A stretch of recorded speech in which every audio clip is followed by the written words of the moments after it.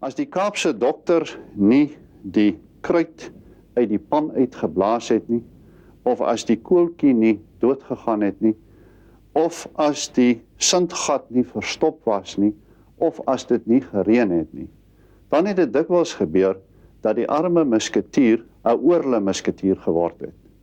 Maar as is verbrande hout, en met al hierdie asse het die Lontslot muskette en Lontslot roers totaal misluk.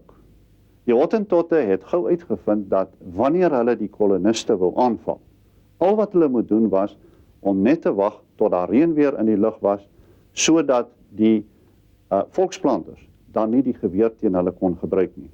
Geen wonder dan ook dat Jan van Riebeeck aangevra het by die VOC om vir hom liewers van die meer doeltreffende vuursteenslot gewere te stuur wat reeds aan die Kaap was nie. Want omdat hulle ligter was en meer betroubaar was, kon hulle hier meer doeltreffend gebruik gewees het. Hier is 'n tipiese voorbeeld. Dit is 'n Hollandse snaphaan wat met 'n splinternuwe beginsel werk.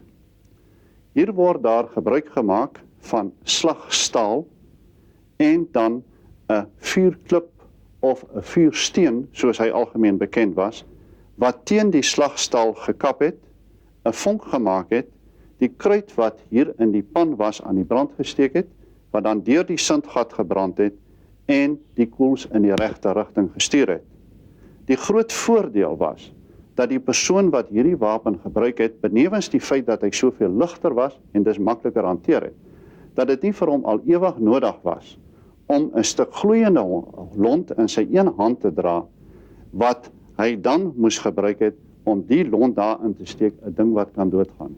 Die vuursteenslot het verskillende modelle en verskillende tipes gehad wat in ons land gebruik is.